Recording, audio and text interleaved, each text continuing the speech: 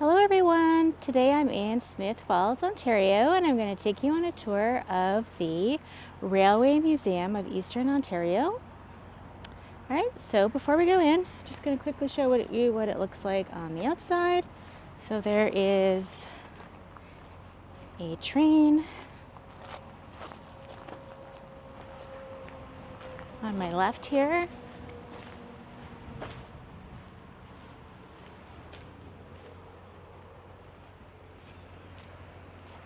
So later on, we'll be able to go into the dining car that's at the end of this train. But this is what you can see when you first arrive. And I just wanted to show you that there is a large parking lot here in the entrance. And there are a few buildings around here and rail cars and other interesting artifacts that we can explore.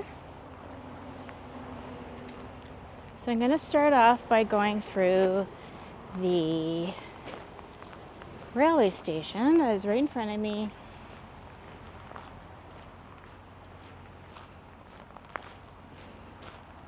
See, there's a sign that says Smith Falls.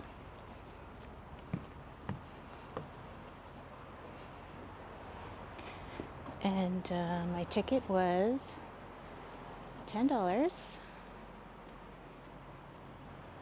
for regular admission. There's a welcome sign. And then there is a historical sign here that I can read to you before we go in. So the Canadian Northern Railway Station opened in 1914 on the new Toronto-Ottawa line.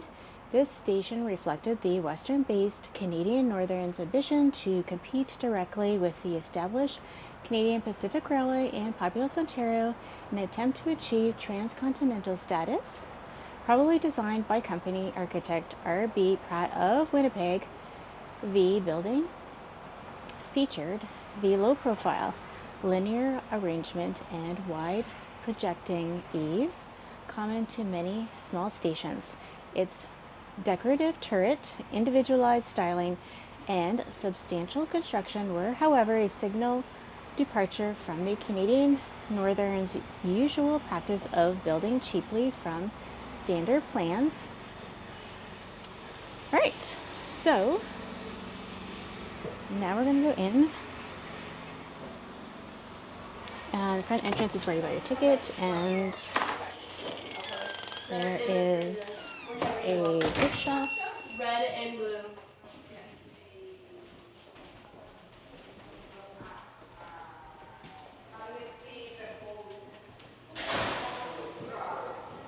And here there is it's like a railway station, which we'll explore further in a moment.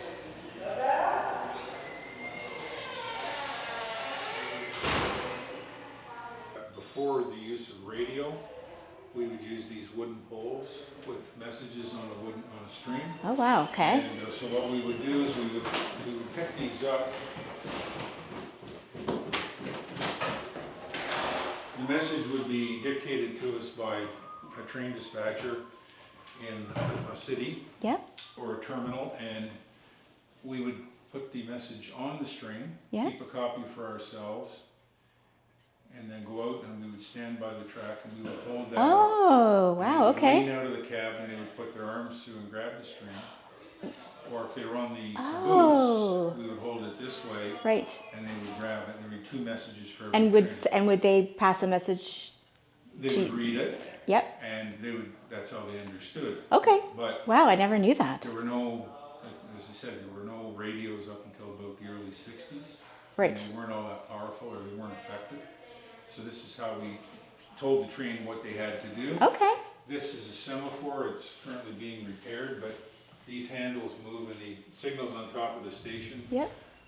Proceed is straight up, slow down for a message, 45-degree angle. Perpendicular is stop. Okay. And then there's green, amber, red light signals you can see from a great distance.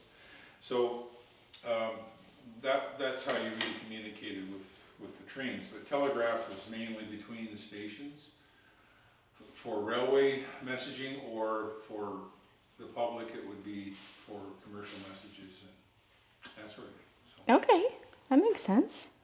And then is this like, that's look, another example of what I have here. So this is it is? a Okay. dispatcher's phone. I can talk by voice to the train dispatcher, Okay. the controller, Yep. and that's a sounder, and there's a key there.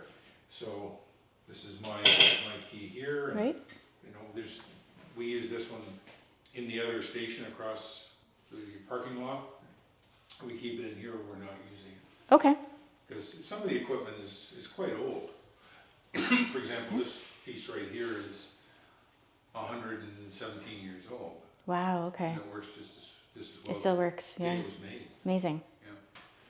Yeah. And the railway clock, our clock is on standard time. We don't use daylight saving on the railway, so it's always an hour until the time change. Right, And we don't okay. touch it. Right, okay. And our watches have to reflect that, and they're set to a certain tolerance Okay. based on that clock.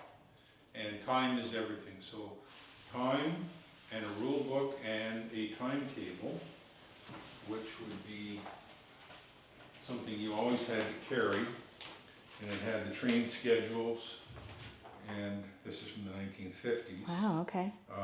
Very, very, very important that you had that, because again, there was no two-way radio. Right.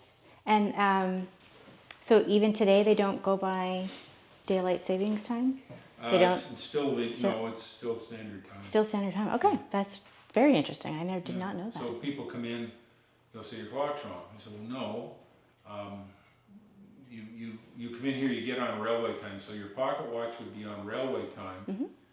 and your wristwatch, of course mine's on railway time all the time, but you could set it for daylight saving, because you had Right. this as your personal watch, Right. and then you had Okay. your pocket Wow, watch. that's very, very interesting. I did not know that. Yeah, Thank you. yeah. That's fascinating. Is there anything here that's... Just more or less the importance of telegraph in a town, a small town, because this would be the center of communications, and you had people coming to the station who didn't have, say, didn't have a telephone, didn't have a radio. They came here for news, gossip. Everything came in and out of town by rail. Yeah. It was a busy place. I can imagine. You know, more of a social hub as well as a commercial hub, you know, Right.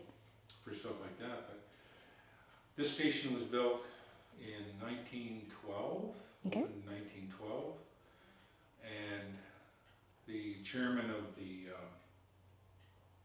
Grand Trunk Railway, Charles Hayes, he was coming over in 1912 to open the Chateau-Laurier Hotel in Ottawa, and he perished on the Titanic. Wow. So there's that connection there. Okay. Yeah. Is any relation to... There's some dishes out there that say they're from the Chateau Laurier. Yeah. It's in relation That's to that? the Okay. connection, yeah.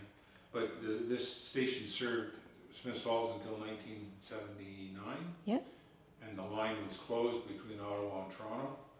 There's another station on the other side of town, the Canadian Pacific Station, which is the Montreal to Belleville, Toronto line, which is still active. Okay.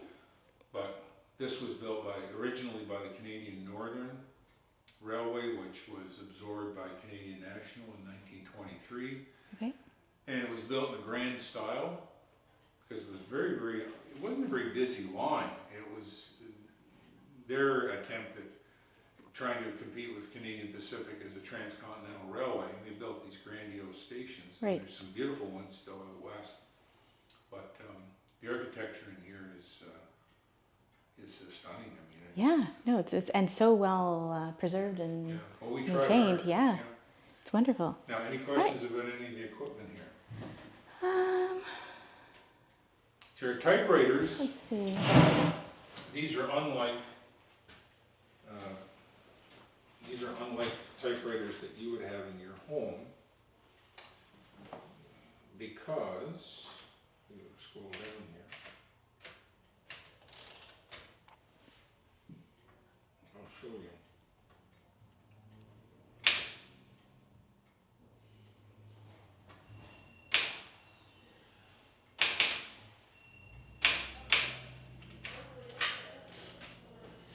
What's your first name? Janice. Janis. Okay. Now, so you can see the difference at the bottom is that it's an all capital letter typewriter. Oh. And the reason Yes. why, Okay. Yep. the reason why is because the messages that we serve to the trains, they all have to be in uppercase.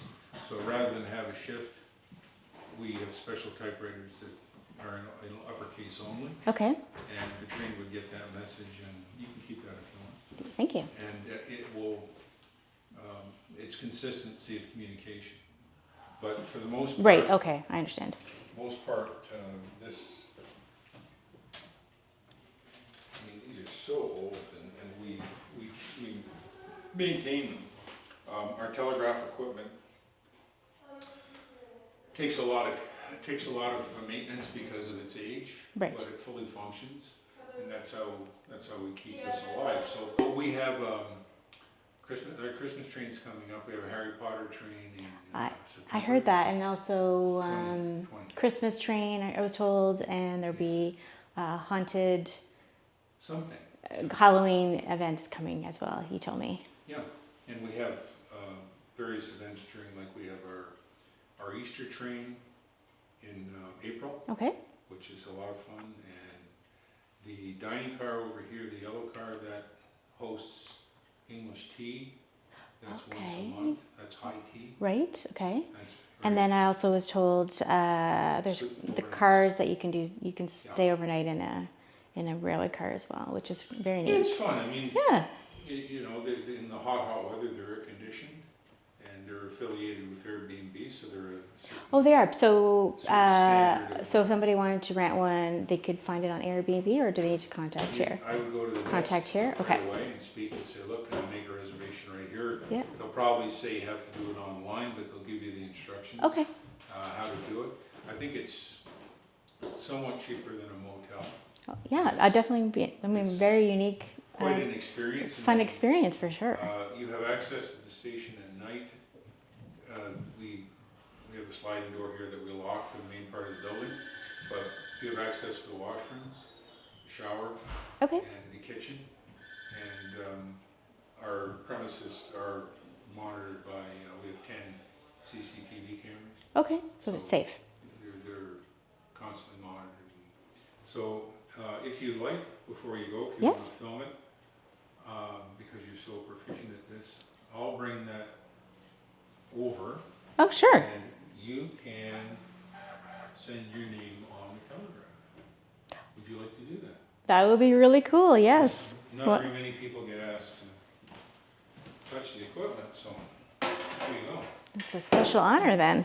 Yeah. So I'll move this, I'll bring this over. And you can come over here, and you can sit on the stool.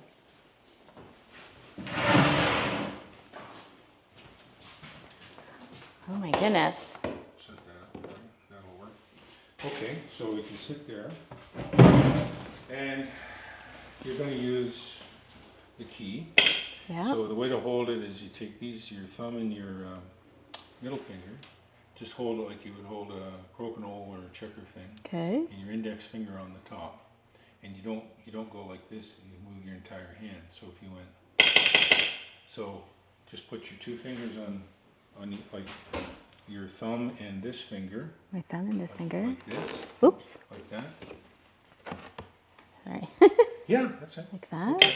All right, Okay. we'll put it here, and you can go for J. Okay, so J. So long, short, long, short. Long. Short. Yep, that's it. Long. Short. Yeah, do it again. So it's all like in Okay. one So thing. long. Short. Yeah. Yeah. Okay. Short. Long. Yeah. Okay. M. Long. Short. I. I. And then S. S. Okay. So try it again. This is from Okay. the top now, so you can do a little. Okay. One.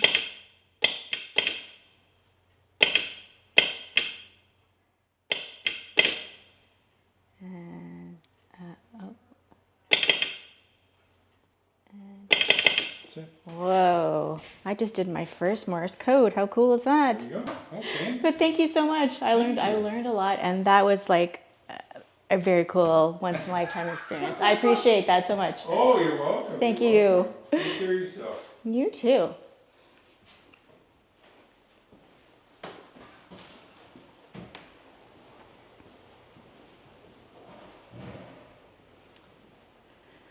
All right, let's go explore outside some of the trains.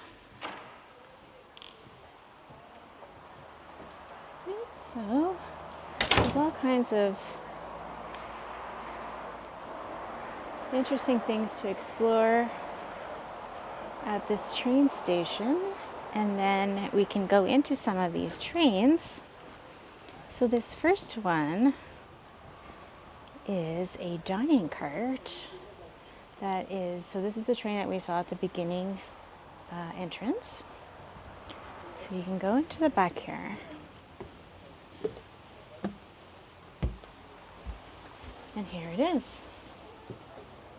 So here is old-fashioned dining car. Make sure you look up if you come here because the level of detail on the ceiling is extraordinary. And this is where they do little tea room experience as well. But yeah, if you look at all the detail of like the curtains.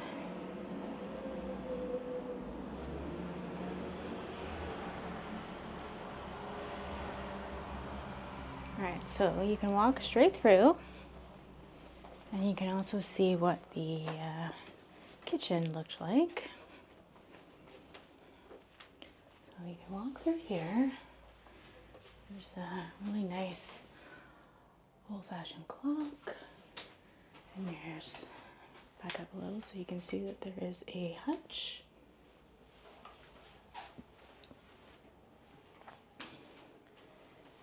And an old lamp.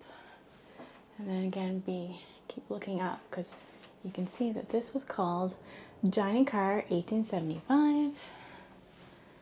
And here's the detail of the ceiling.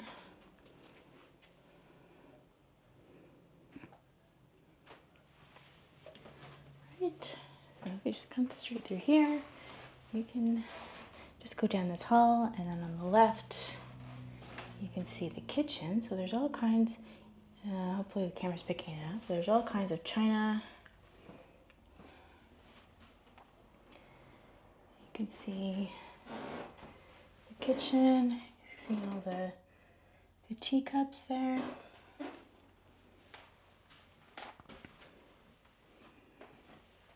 And here's, you can see more.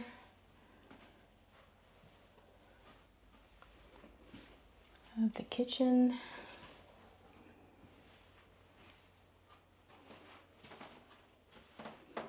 Right, so that is all what you can see. Again, this is the hallway. And I'm just turn around and see. So this was the back door. Little closet and stuff over here. But yeah, this is the dining cart. All right. Let's keep exploring.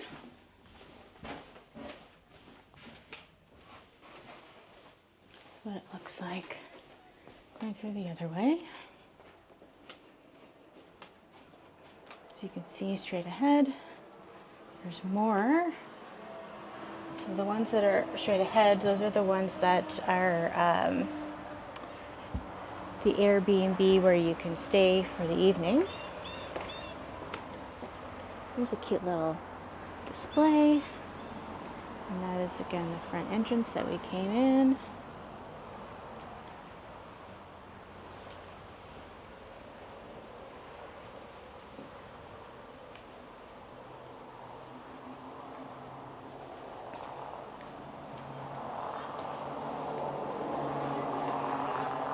The Canadian National Railway Train Bulletin, eastbound trains and westbound trains.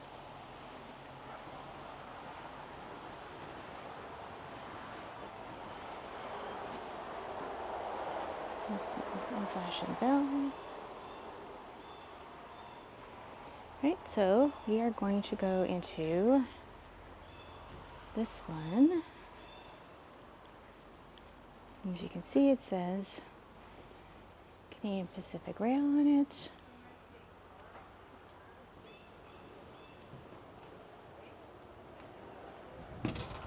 So again, this is one of the ones that you can actually rent to stay in for the night. So you've got 2 beds, which I'll show you in a minute more closely. So there's 2 beds, there's a desk, it says night train on it. Canadian National Railways standard caboose equipment.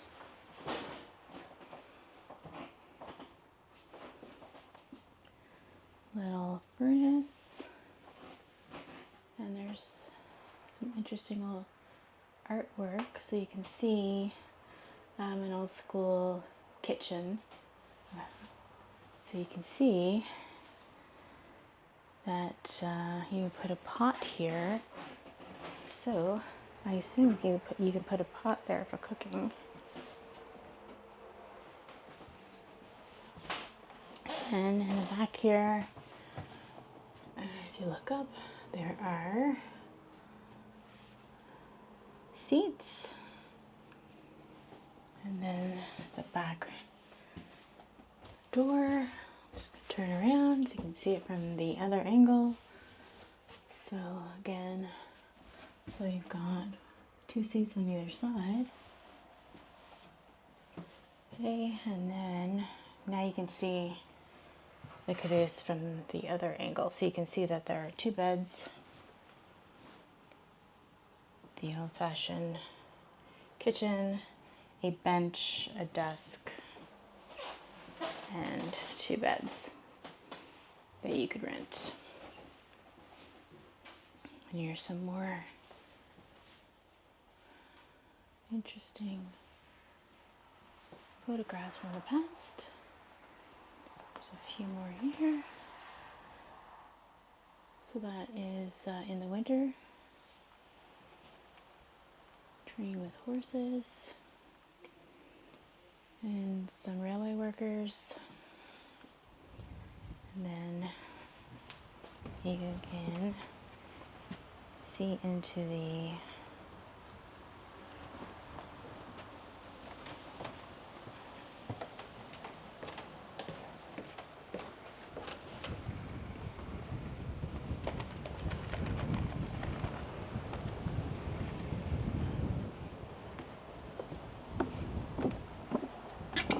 okay, so here's another one.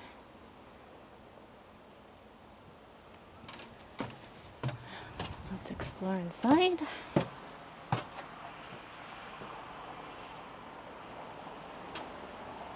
Okay, so basically very similar setup.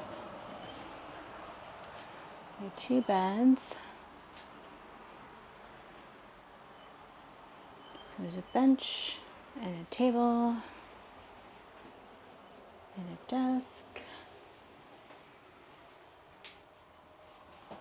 An old-fashioned stove for a heating kettle. And an old-fashioned sink. And then if you look up, bench, and there's a seat.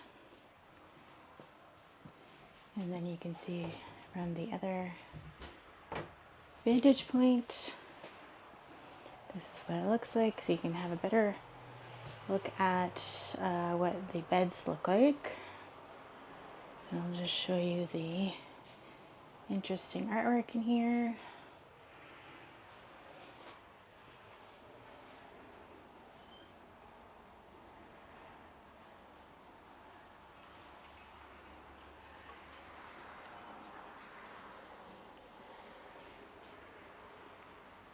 trains. All right, let's keep exploring. Here you got a great view of the train station from standing here. All right, let's keep going.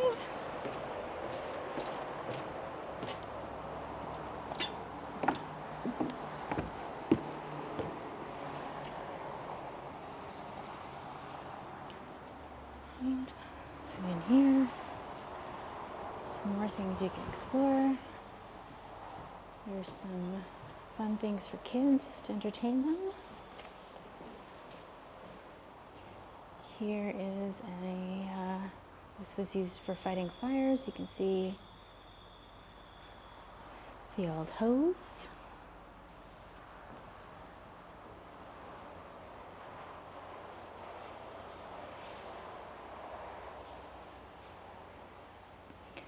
And buckets back in the old days, they would use buckets they would put the water in the buckets and put out fires that way.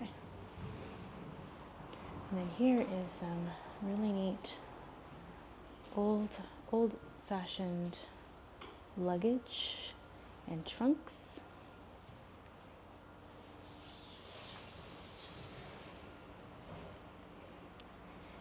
And then here is a super cute train, little miniature train that kids would love. I'll just show you inside one of them. I look inside. Oh, it's kind of messed up at the moment, but you get the idea that that inside you've got the little seats. So this is super cute for kids.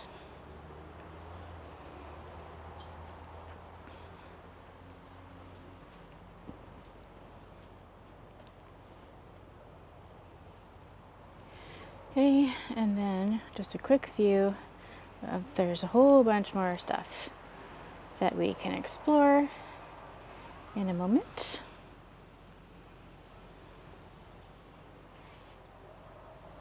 Right, let's keep going.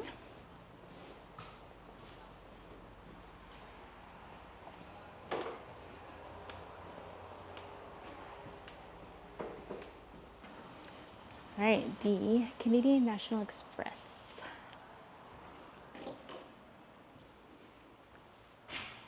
Wow, so before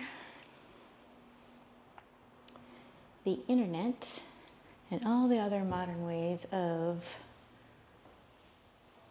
moving stuff around, they would have these buildings at railway stations where you could ship stuff and pick it up. And they would have these in addition to postal office. They did have post office back then, but you could come and pick up your parcels, etc., at the railway station. And they would have safes if you were sending money. This is long before we had the internet and e-transfers and all that fun stuff that we do today. This is the old school way that they would move items and money around. How fascinating is that? And this is an old scale.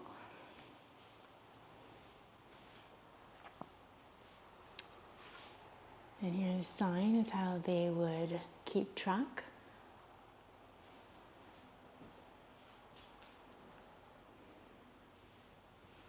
So yeah, exploring this building, you'll find all kinds of fascinating artifacts.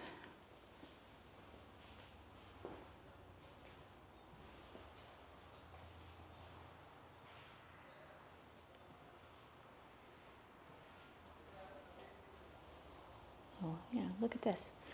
We've got a little model train, and then it shows you yesterday, and then this is today. So I'll show it to you closer. So that would be a livestock cart, a dairy products car, a perishable goods car, feed grain, agricultural, chemicals, farm machinery, and a caboose. And then on the bottom, it shows you today. So CP rail, processed meats, meat products, cereal products, feed grains, agricultural chemicals, and farm machinery. I'll show you a few other things that are in here.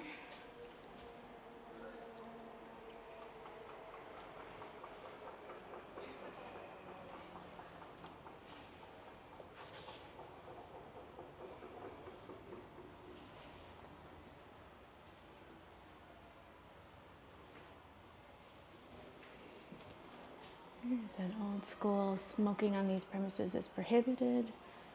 Canadian National Railway.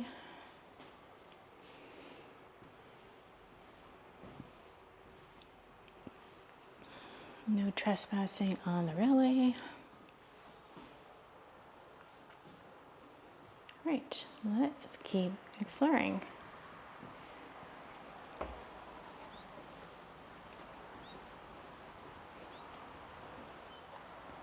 Right, so the Steam Train Children's Educational Experience.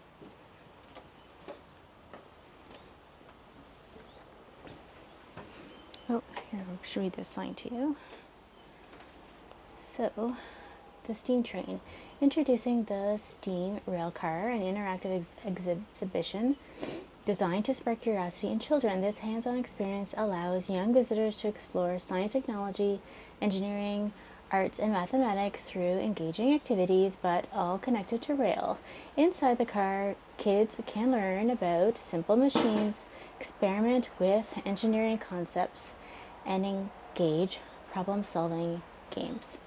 Artistic elements encourage creativity through design challenges related to railways and transportation. And I had said coming March 2025, and I am here in September 2025.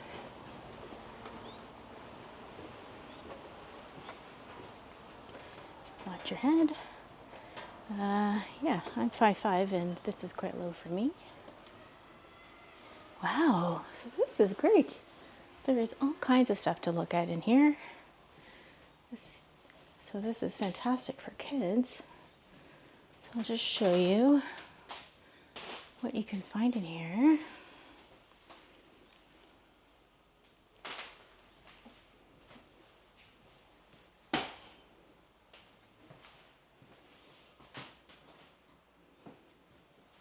This is fun for kids. You got Lego, another table, games for kids. Okay, and then here you can get a long view of what we're going to explore in here. So I think this, you can try this. Oh yeah, you can. That's kind of fun. Okay. Oh, here's another one. Oh, that one doesn't move. Neat. It's fun for kids. What time is it? Okay, so kids can learn time. That's fun. And then they can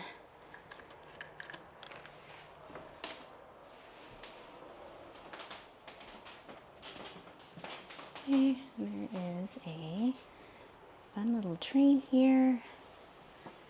It says Smith Falls. Just give you a quick peek again. You can see the other stuff that we will be able to explore later. Okay, so there's a little bit of information here we can read.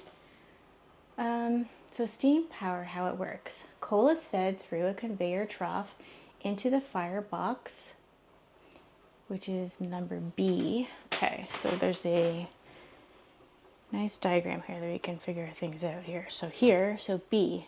So coal is fed through a conveyor trough A. Okay, so here's coal A to B into the firebox where it burns to generate intense heat.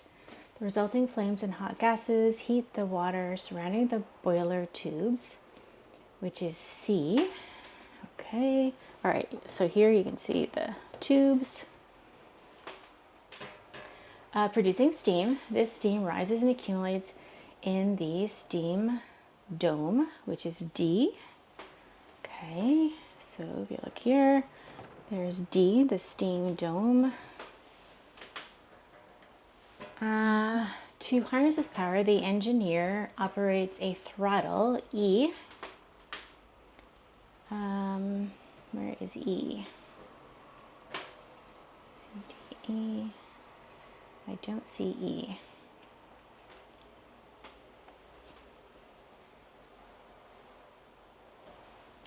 Allowing steam to flow into a large pipe, which is F.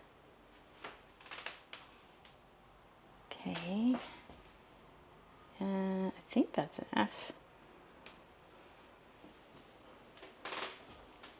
And then into the steam chest, G.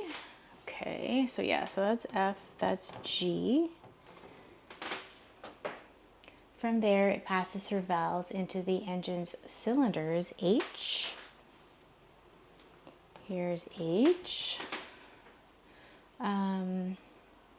Where it drives a piston, I. Okay, so here's I. Back and forth under high pressure, attached to the piston is a connecting rod, J. Okay, so here's J. Which in conjunction with a side rod, K. Okay, so here's K. Links to the driving wheels. As the piston moves, these rods transfer the motion, turning the drive wheels and propelling the engine forward. Finally, the used steam exits through an exhaust pipe, L, traveling into the smoke box before being released through the smokestack, M, into the open air. Okay, so here's M and the smoke. There's an interesting little fact here as well. Did you know when water turns into steam, it expands about 1,700 times? I did not know that. Here's another sign. A railway strongbox. Circa late 19th to early 20th century, this heavy-duty metal strongbox was used by railroads to securely transport cash, important documents, and valuables, cargo across long distances. Designed for durability and security, it features reinforced corners, a locking mechanism, and often bore the markings of the railway company. Strong boxes like this were typically stored in the baggage or express car under the watch of the railway express messenger or armed guard. Their presence reflects the critical role railroads played in commerce, communication, and finance during a transformative era, transportation history. Okay, so here it is. There it is, the railway strongbox. Okay. Some cute things, educational things for kids to look at.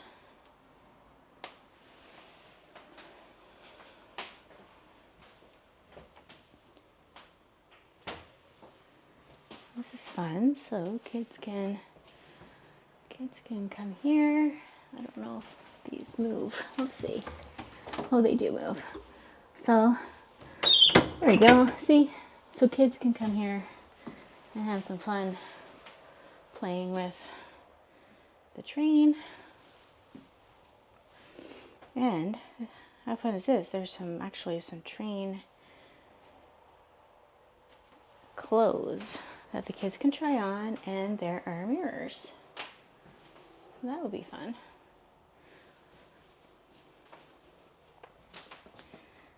Canadian Pacific Telegraphs, Canadian Pacific Express.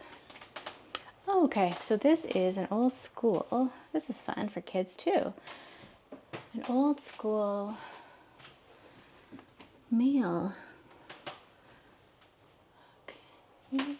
Canada Pacific Express. All kinds of Canada Pacific Canadian National Express.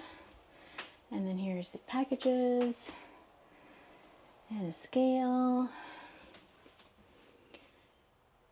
calculator, and then these are kind of fun. Telegram.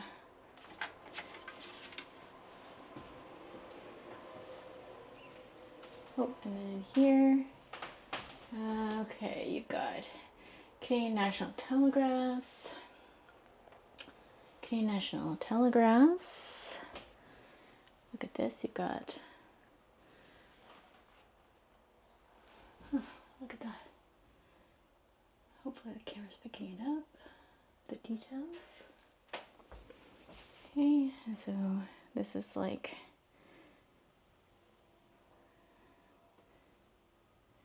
where you got a little office where you could pay. And then in here you got more interesting Morse code information for kids. So Morse code uses a series of dots and dashes to represent letters, numbers, and punctuation, allowing complex messages to be sent quickly over telegraph wires. So the telegraph key, the device used to send Morse code signals, a sounder receives and converts Morse code to audible clicks, and an insulated rail joint provides electrical isolation between track sections for signaling. And there's another sign here. So the original Morse code was renamed Railroad Morse code and later American Morse code as other countries developed their own variations. Eventually, International Morse code was created as a standard, while North American railways continued with the original Morse code.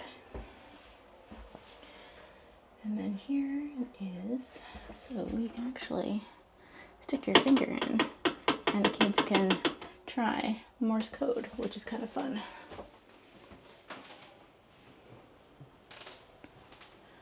Right, so this is the last section, so I guess it's meant to be like, you got the train seats, okay, and then here, this is meant to be for fun, pretending to buy your train tickets.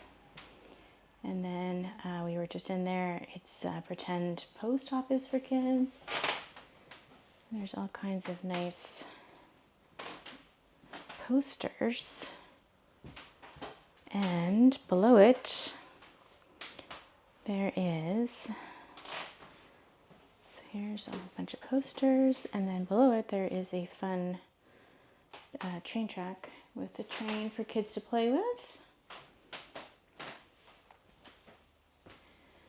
And then kids can play with this as well. And there's another table for them to sit at.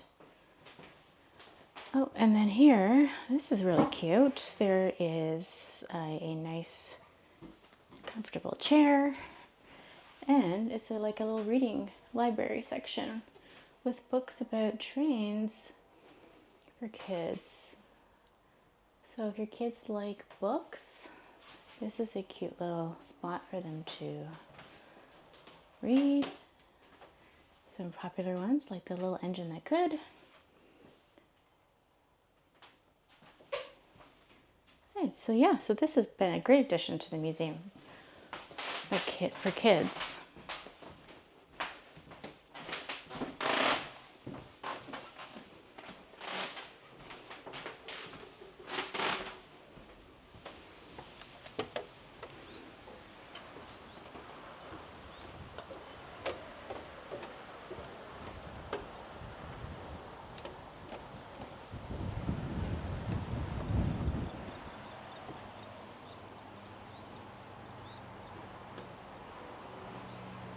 Right, so this is the last rail car that you can rent to stay for the night. This is what it looks like on the outside. So now we can go in.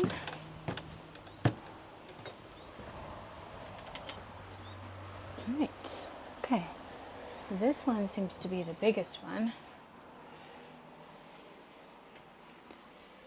Right, so show you. So there are bed here.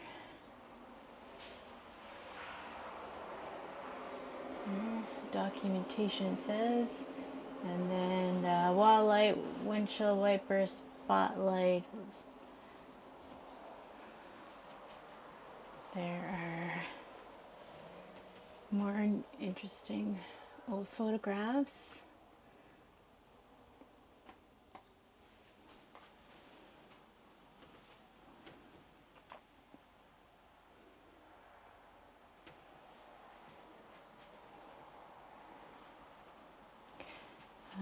So there's a better look. So there's 2 beds at the front and a couple of chairs. So here's some more photographs. Interesting to look at. The top one says sorting mail in a railway post office car. And this one is a little train transferring freight.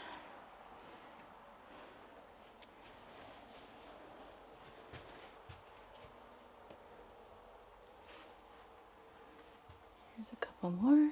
So this one, it says unloading an express shipment. And the top loading the baggage car. Okay. And then you've got one seat up there. Another seat up there. And then in the back, so there's another bed. So this one has 3 beds. And a little kitchenette. And there is a sink. An old school tea kettle. And you've got another table. And another little chair. You consider this a desk with the old school light switches. And what else we got in here? There's a couple more photographs. Bringing milk in the city and icing the refrigerator cars. Right, and here is what it looks like from another angle. So yeah, I've now shown you, just showing, I think this is an old school wood stretcher. I think that's what that is.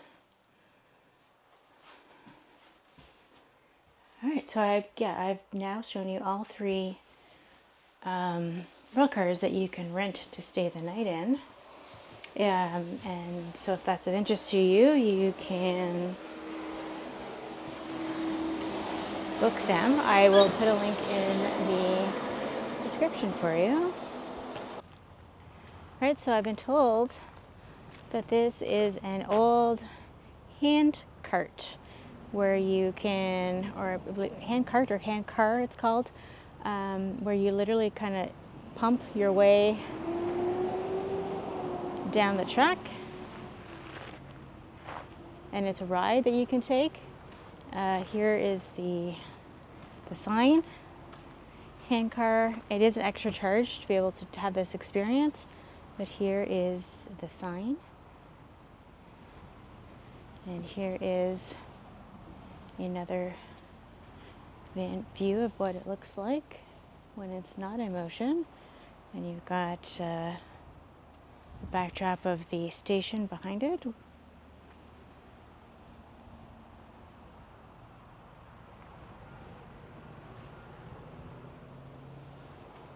You can come in here. It's just a super tiny little room, not much to see in here. But there is a sign they can read to you.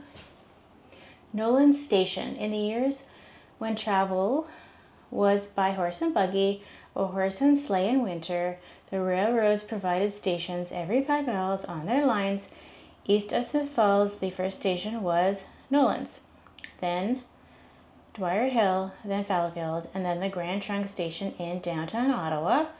Canadian Northern only built large permanent station buildings at locations where they needed an operator to control train movements. So there were station buildings at Napanee, Smith Falls, Ottawa. At other locales, they simply put an old boxcar on ties and cut in doors and windows and installed a stove for winter heat. We have no photographic record of the original station at Nolan's. This structure burned in 1925 and was replaced by the small octagonal building we have here on site. This was not designed as a flag station. We surmise it was originally built as a switchman's shanty for the location of the windows, which would have been determined by the track layout, giving the man a clear view of approaching trains. In 1925, Canadian National Railway, which had been formed in 1923 from the remnants of the Canadian Northern, Grand Trunk, National Transcontinental, Grand Trunk Pacific, and Canadian Government Railways, moved the current Nolan's building to the site on a flat car.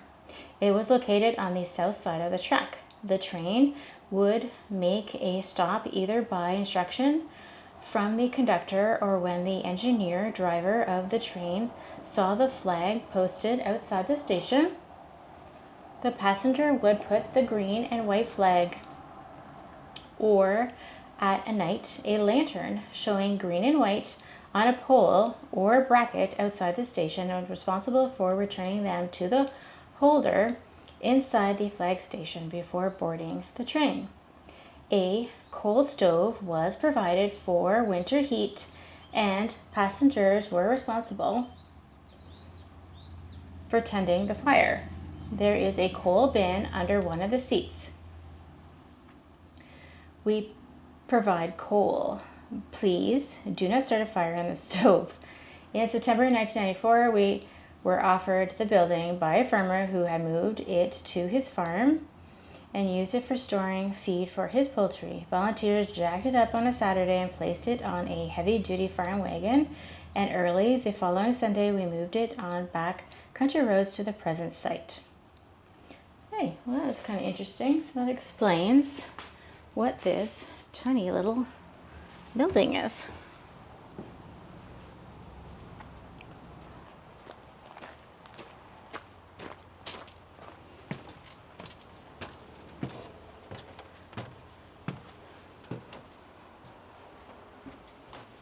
Okay. Please do not touch the artifacts. Right, so this has a sign here. It says the Dental Car Program. So until late in the second half of the 20th century, much of the northern Ontario was isolated from the rest of the province.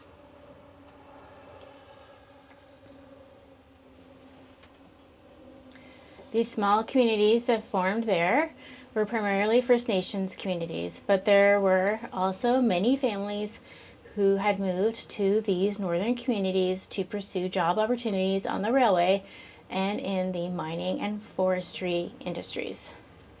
There were virtually no roads to connect these communities. to the rest of Ontario. They were only accessible by rail, and many of the northern Ontario communities were too small to warrant a permanent dental practice.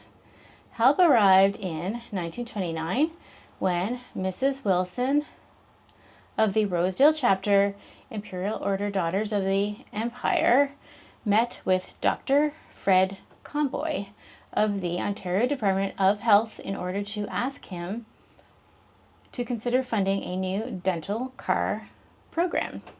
She was inspired by the ideas of school cars, which traveled throughout northern Ontario, educating children in these small communities. The proposed dental car would travel to isolated northern communities and offer free dental care to children. Dr. Comboy agreed that there was enough demand for dental care in the north to create the program.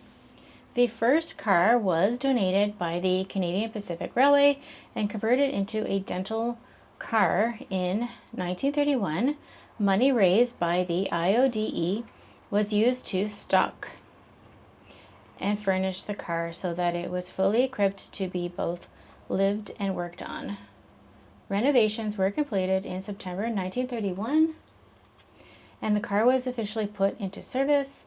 Later, 2 other cars were donated, one by CPR in 1962 and one by CNR in 1951. The program ran until 1977 when the final dental car, CNR 15095, also known as Camrose, was retired from active service.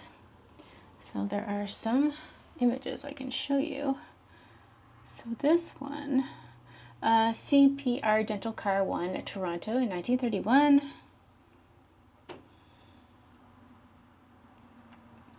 CPR School Car 1 and CPR Dental Car 1 in 1931.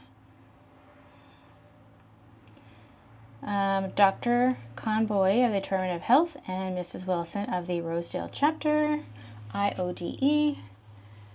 And the last image, children lined up outside the CP Dental Car 1 in 1932.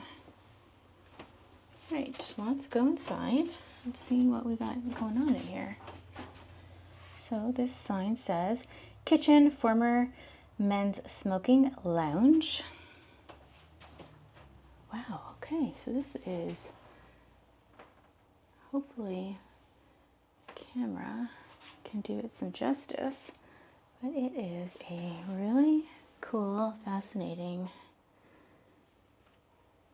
old school 1950s kitchen inside a rail car.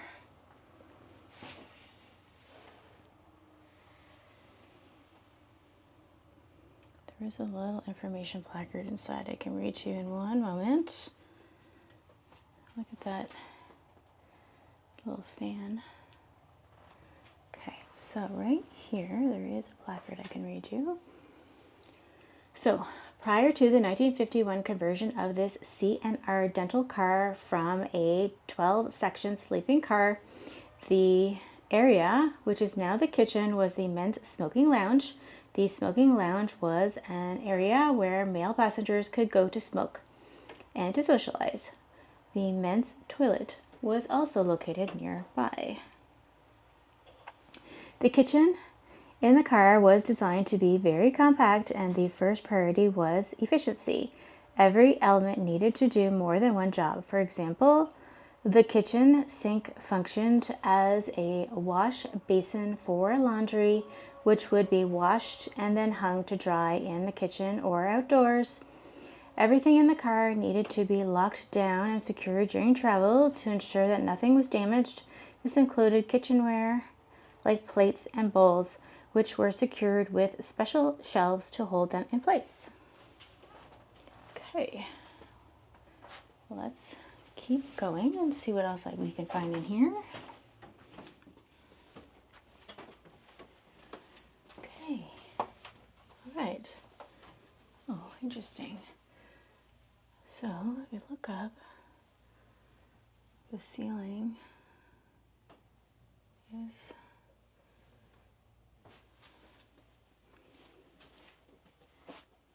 cool. There's some decor in here.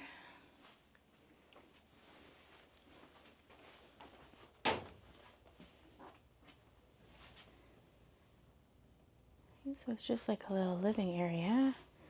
You've got chairs, table,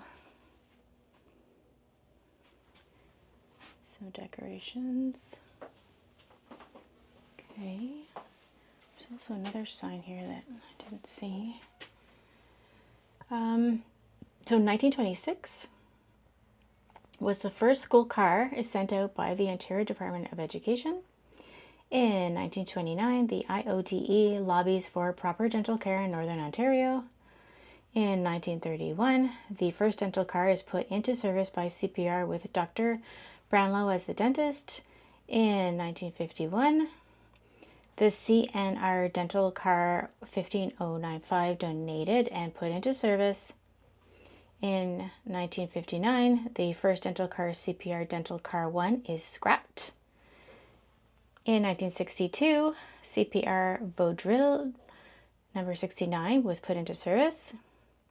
In 1971, CPR Vaudreuil taken out of service. In 1977, the Ontario government begins sending RV trailers with dental clinics, and the last dental car is retired. And lastly, in 1990, CNR dental car 1509 is brought to RMEO, which is where I am right now. So in this image, a little closer for you, school children on CPR school car 1, 1932.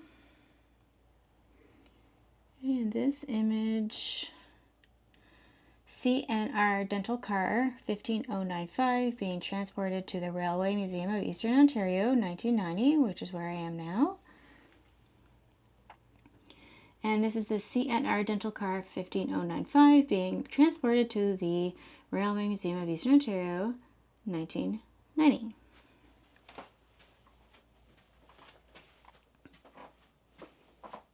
Okay, so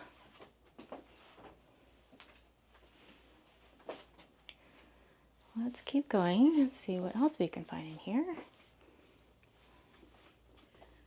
Oh, so here is kind of tight fit, but this is a what bathroom look like. Hard to see, but there is a sign here. I'll read it to you. So the main bathroom, although small, the bathroom was equipped with an indoor toilet, which was a luxury to have in the secluded communities of Northern Ontario. Unfortunately, the toilet flushed directly onto the track below. This created an unpleasant cleaning task for the section crew in charge of the tracks. The toilets in the later CNR dental car 15095 was equipped with holding tanks to eliminate this messy job. The water for the bathroom was heated by an oil-fired system, which replaced the earlier steam heating system. Okay, so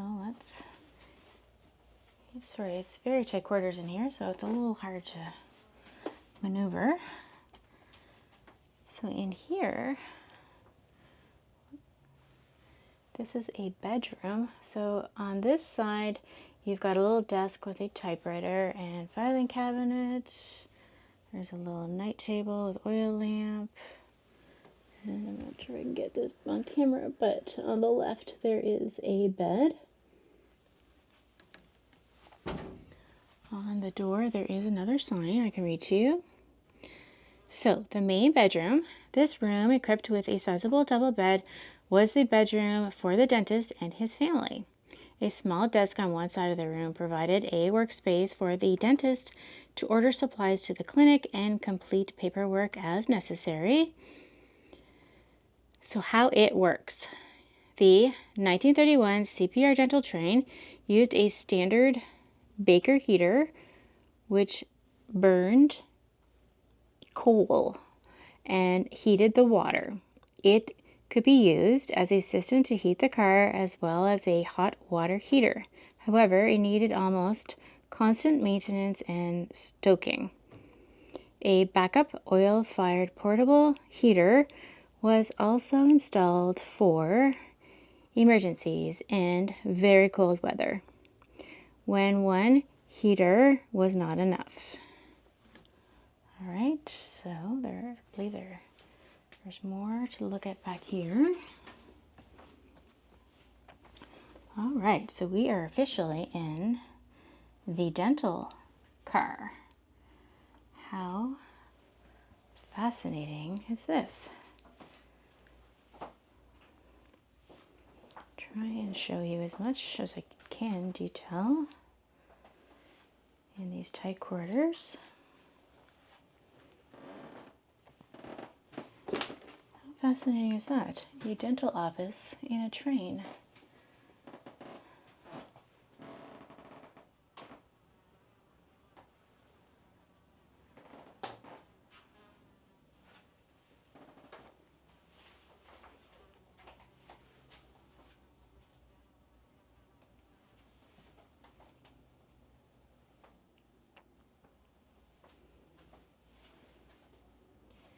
So, much of the dental equipment in this clinic was donated and restored to working order by Dr. David Wheatham with the assistance of his wife, Peg, and professional associates.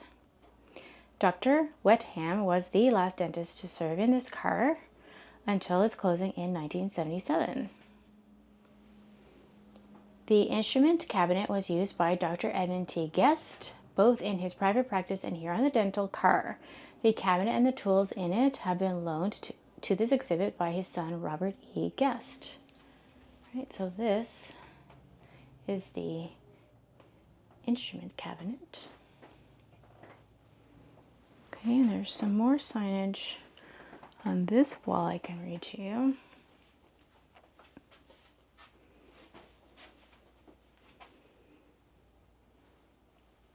So, this car, originally owned by CNOR, was built in 1913 as a heavyweight sleeping car.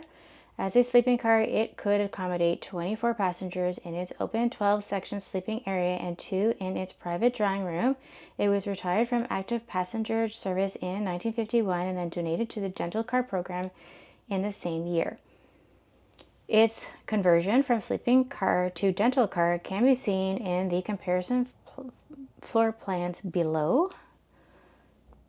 The general structure of the exterior walls and storage closets stayed the same, but many walls were added to create the proper accommodation for the occupants. Rooms were added to the main compartment to form the living room, the main bedroom, the clinic, and the nurse's office. The only rooms which did not need to be structurally altered were the kitchen, the nurse's room, and the waiting room. These renovations created a functional workspace while still preserving the beautiful mahogany paneling and classic feel of the original 1913 sleeping car. The museum is extremely fortunate to have the only remaining dental car left from the program. The preservation of this car is a celebration of the program and the dentists who contributed to this relatively unknown part of Ontario's history. So here are the plans. Hopefully you can see them on camera. You can see, so this is the original passenger. You can see with the seating of the original passenger car. And then the bottom is what I'm showing you now, is what it looks like now. More things in the back here for me to show you before we leave. So in here, hopefully you can see. So this was the nurse's office. Again, super tight quarters, so it's kind of hard to show it on camera. So basically on This side you've got a little coat rack, and then you got a chair, and she's got a desk with a typewriter. Here is an appointment book. And the information placard says the nurse would often check visiting patients' general health and hygiene before the dentist treated them in the clinic. She would conduct these examinations and consultations in her office. This was also a space where she could fill out her required departmental paperwork and keep patient records. This room is way too dark to show much. Let's see what the sign says. This will explain it. The dark room. The dentist would have used this room to develop patient x-rays. The x-ray images captured by the dentist could not be examined until the film was properly developed in the darkroom. Similar to film photography, the images captured needed to be sheltered from the light until they were fully developed. This room would also store the radiographic film to keep it from being exposed to light. How fascinating was that? Explains why it's so dark. Okay, let's keep going. All right, so here is another bedroom. There's a sign on the door that says nurses' quarters.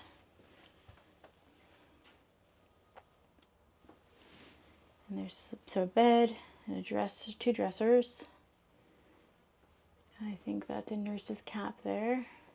So the sign says the nurse's room was the only bedroom that is original to the 1913 sleeping car, formerly called the drawing room. It was the only private room in the car and even had a private bathroom attached. This layout stayed relatively the same through the conversion of the car, and the original bed and furnishings were removed and replaced in the renovation. A room similar to this was present on all three dental cars, but only the first car actually employed a health nurse. The cars that came after kept the extra bedroom but used it for guests and visiting family. Okay, let's keep going.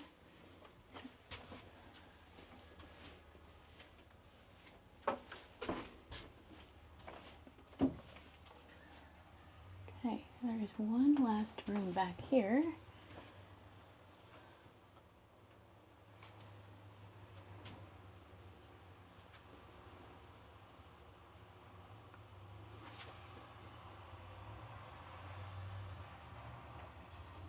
So this is the waiting room.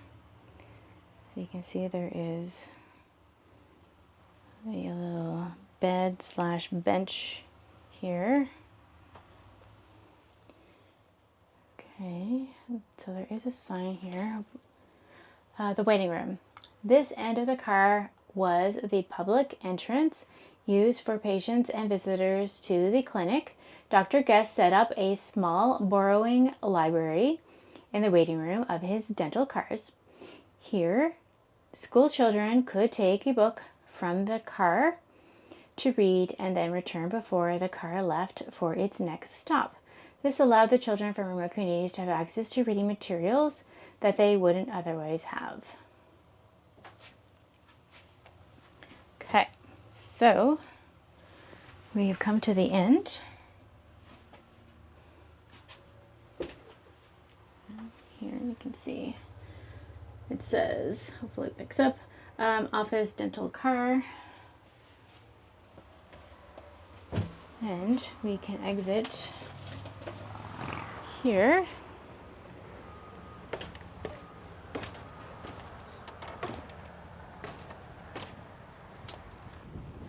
Okay, so we can go into this one next.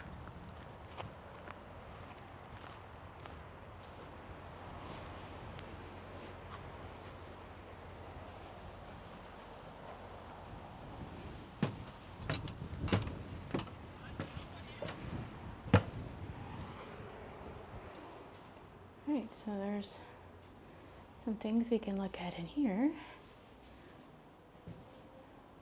It's a little dark in here, so hopefully you can see it.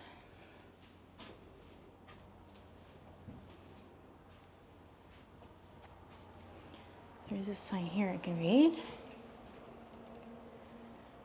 So, transportation. This automobile boxcar was built in 1927 by Canadian Car and Foundry. Boxcars such as this were built with large double doors that made loading automobiles much easier. These automobile boxcars would transport cars such as the Ford Model T from Ontario car manufacturers to areas of Western Canada. When transporting goods long distances, it was important to ensure that the boxcar was carrying freight on the return trip. This car would have carried grain back to Ontario from Western Canada. The lines on the interior wall of the boxcar indicate how much of each type of grain the boxcar would carry. When the boxcar was used to transport grain, the doors were closed and boarded shut, and then bits of paper were used to seal the cracks in the boards. This ensured that the least amount of grain would be lost on the return trip. The car currently housed inside this automobile boxcar is the Ford Model T, also known as the Tin Lizzie. Ford manufactured these automobiles from 1908 to 1927 and sold more than 15 million during that time. The way that the Model T is displayed is typical of how these cars were transported, hanging the vehicles up by the front and maximize the limited space and allowed for more automobiles per boxcar. Okay, so now that we've read that, this makes way more sense. So you can see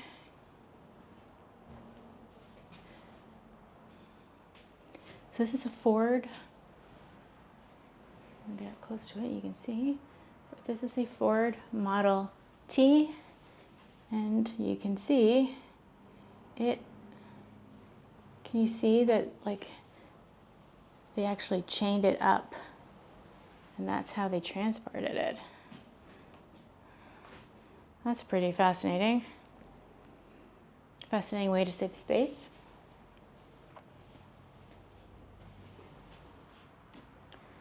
All right, so there is another information thing to read here. So it says, did you know Smith Falls was once known as a major distributor of tea outside of China and Japan? Tea was shipped from Japan and China and on CPR steamers to a port in Vancouver, BC, where it was then loaded into boxcars and brought to the warehouse in Smith Falls. The tea was then shipped by rail all over Canada and the United States.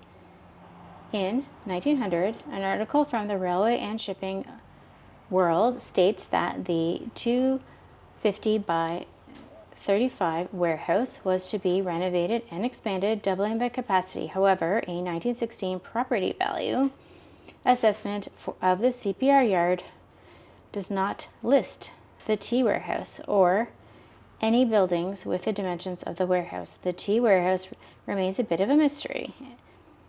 No one knows what happened to the tea warehouse or why it fell out of use in those 16 years.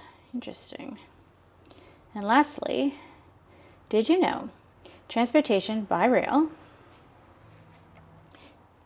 was not only used for food and farm equipment, but also played a role in the music industry and helped launch Beatlemania in North America.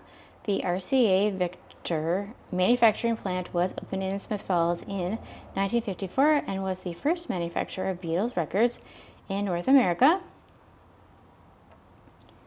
As the British invasion swept the continent, there was a high and constant demand for records. A direct spur line to the plant meant that boxcars could be quickly loaded with records and shipping across North America. That is definitely interesting. Okay, so there is a bunch of other things we can look at in here.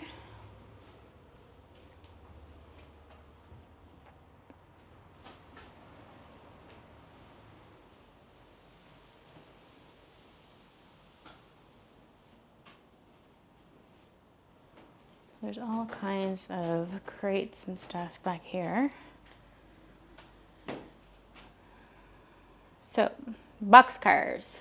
The first boxcars hit the rails in 1838 when Mohawk and Hudson Railroad realized that the goods they were shipping in open-top gondola cars were getting damaged by the harsh New York State winters. They created the first boxcar by simply covering the gondola design and adding sliding doors. At this time, the boxcar frames were constructed solely of wood, but as different types of goods began being shipped by boxcar, the design was adapted to suit different types of travel. Over the years, these standard boxcar size and construction materials were altered to allow them to carry more cargo. Wooden boxcars fell out of use with the introduction of the steel boxcar in 1932. The cars most often found today are 40-foot intermodal containers on flat cars. These containers can hold 29 tons of cargo and are more versatile as they can be transported by train, truck, or ship. At the museum, we have 5 boxcars in our collection. One of our most unique boxcars is CP Boxcar 1738-84. It is 36 feet in length and was built in 1912 with a new weight-saving design. This boxcar was built with a single wall instead of the typical interior and exterior walls of most boxcars. This new design was created by W.E. Fowler, the master car builder for CPR. Although this boxcar's roof, sides, and floor were still constructed of wood, the frame was made from Z-shaped pieces of steel which supported the weight of the car and allowed it to carry more and travel faster. The 1738-84 is one of only 12 Fowler boxcars that remain of the 33,000 originally built. Right, I'm just going to show you quickly what's in here so you can see just a bunch of different cargo boxes.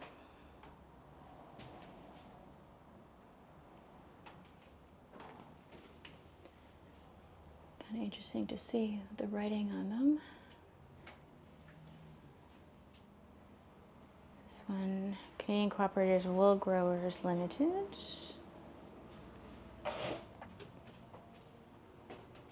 Here's another sign of information.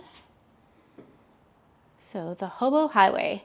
Hobos were migratory, traveling workers armed with a great knowledge of the railway. They would illegally board freight cars like this automobile boxcar and travel from town to town looking for work. Hobos had to be careful when riding the trains as they often faced harsh punishment if caught by the railway police or bulls. They carried only a bindle with them, which allowed them to easily carry their belongings on the rail. A bindle is a blanket tied on to the end of a long stick or hoe, which hobos would fill with all of their possessions and carry over their shoulder. When hobos arrived in a new town, they would look for temporary places to work. Hobos primarily did manual labor for private homes. These jobs included things like hoeing gardens, carrying wood, and pulling weeds. In return for their work, they would be paid with a meal and a drink of water.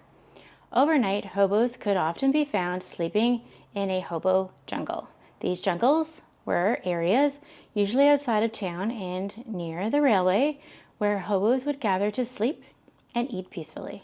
After they spent a few days working in a town, they would hop aboard a freight train and head to the next town. Let's give you a closer look at the picture there.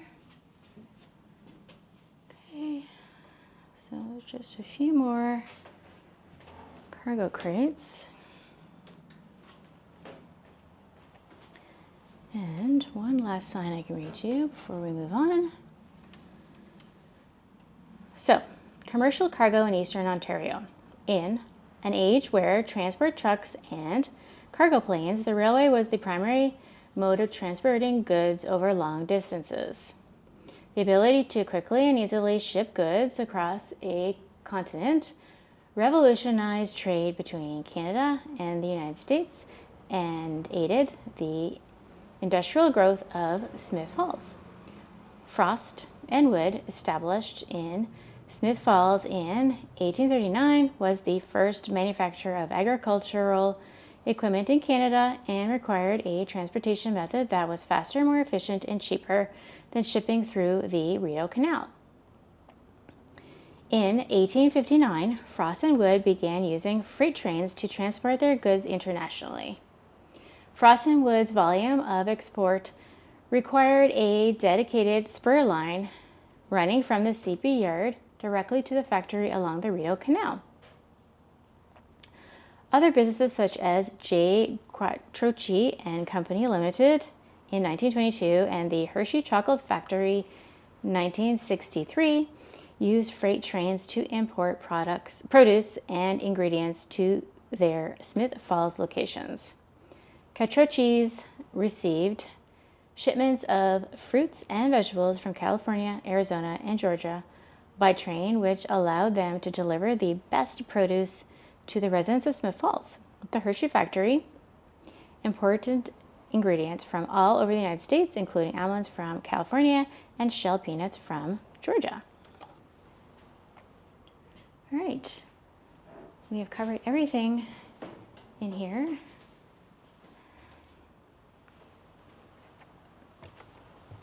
Okay, so here's another shot of the railway station.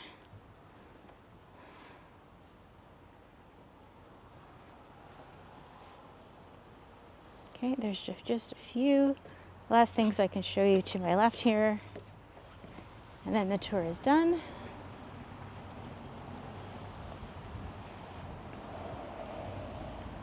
Okay, so we can go in here.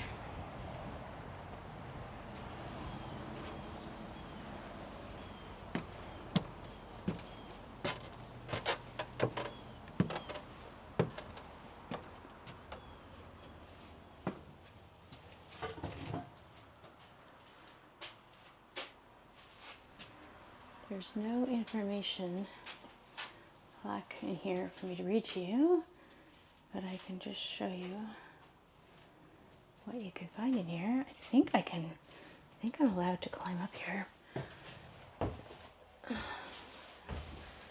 Oh, look, you can climb up here. And so here are the seats.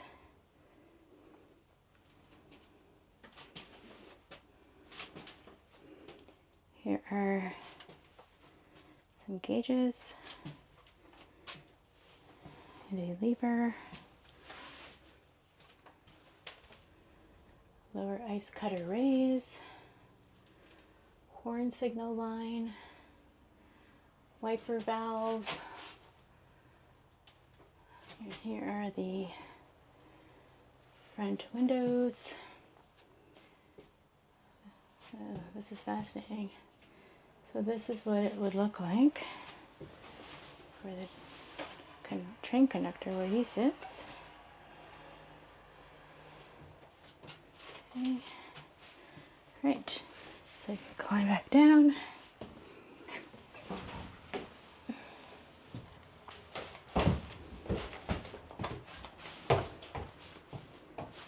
Well, that was fun. Make sure if you come here, you climb up there and experience that.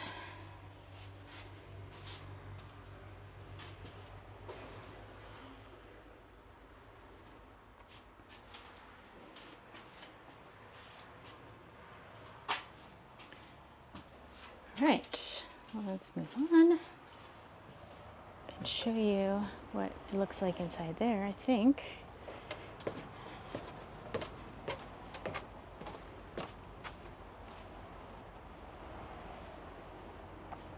Right, so here, this is what we just went into. Okay, I think we can go up here. Don't think we can go in, but oh, I don't know if you can see. It's kind of hard with the camera, but there are some seats in there.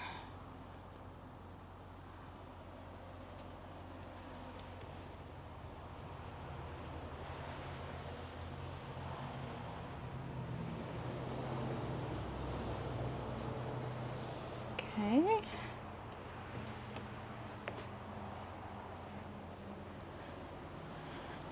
Check out this car.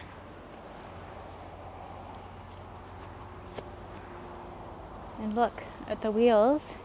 So this car could be ridden on the rail. How cool is that?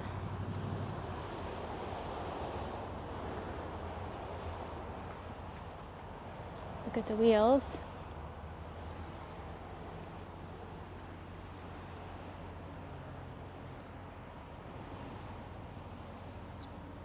There's some steps on the other side so I can show you what it looks like on the inside.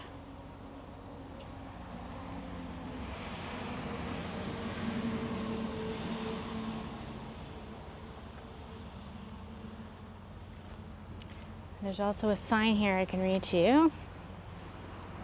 But that's really cool. It says Canadian Pacific on it. All right, so Norris Buck Crump's Cadillac. This 1947 Cadillac Series 75 limousine was converted from road to rail in order to satisfy the travel requirements of perhaps the most famous of all Canadian Pacific Railway presidents, Norris Buck Crump. In the railway lexicon, this car was identified as M260, one of 300 Cadillac limousines produced for the 1947 model year. It is powered by the original 346 CI V8 and is paired with a rear automatic transmission. It is equipped with jump seats in the rear and was known for seating 7 passengers in comfort because the jump seats were very well designed and upholstered. Buck Crump became the 8th president of the Canadian Pacific Railway, CPR, in May 1955 and retired in 1974. During those 19 years, he became famous for his hands-on management style, as well as for his role in the conversion of the Canadian Pacific Railway from steam engines to diesel locomotives. Crump worked out of the CPR head office in Montreal Windsor Station, and he utilized this Cadillac for impromptu day runs to nearby railway centers such as Ottawa, Quebec City, and Sherbrooke.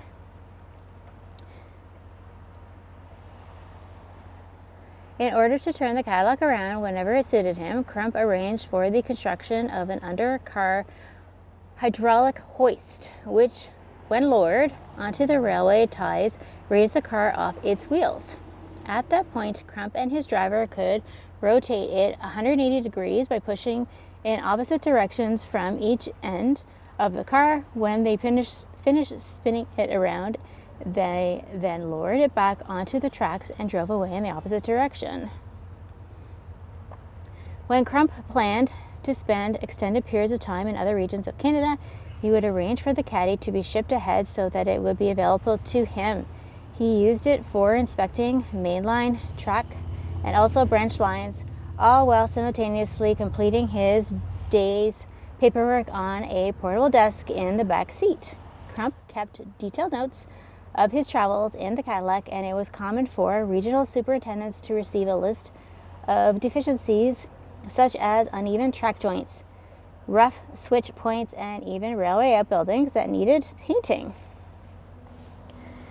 His comments included exact mileage points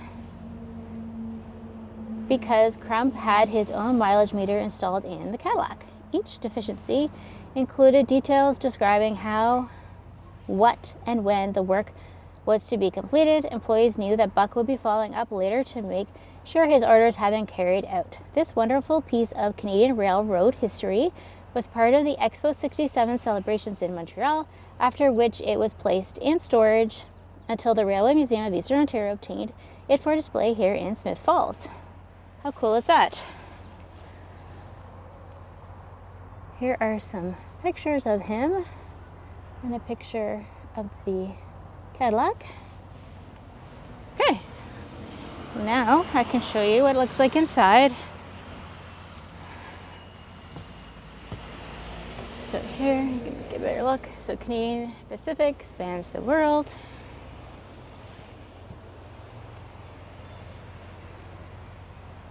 Hopefully you can see, there's the steering wheel.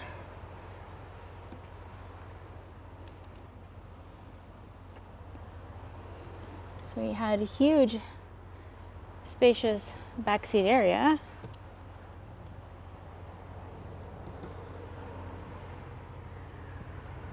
Wow.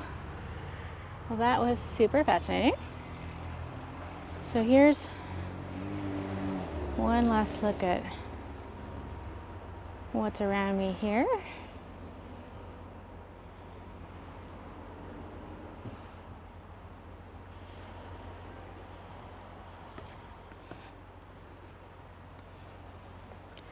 Okay, so